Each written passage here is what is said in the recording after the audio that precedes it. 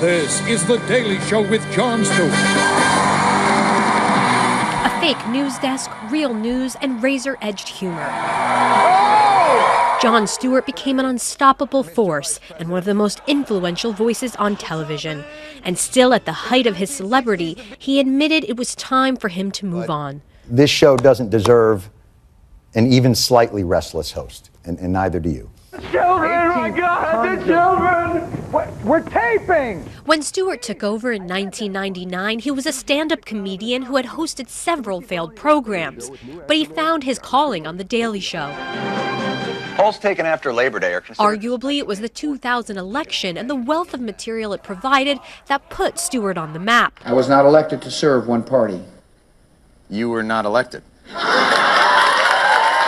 It seemed there wasn't any topic he was afraid to tackle, from his famous takedown of CNBC for its financial coverage. And they burned the house down with our money and walked away rich as hell. And you guys knew that that was going on. Okay, all right. To his take on police brutality. We are definitely not living in a post-racial society, and I can imagine there are a lot of people out there wondering how much of a society we're living in at all.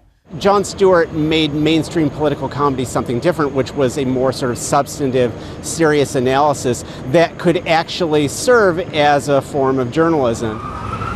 Jon Stewart became so loved, in fact, that he topped a poll as the most trusted newscaster in America.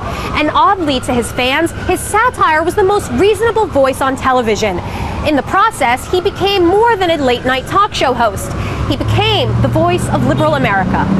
He's such like a great character and persona that it's going to be sad to not be able to watch that. To me, this is kind of like Johnny Carson leaving, like for my parents' generation, or for them seeing Johnny Carson leave or even Letterman leave, which didn't really affect me. Like, this is like our Carson.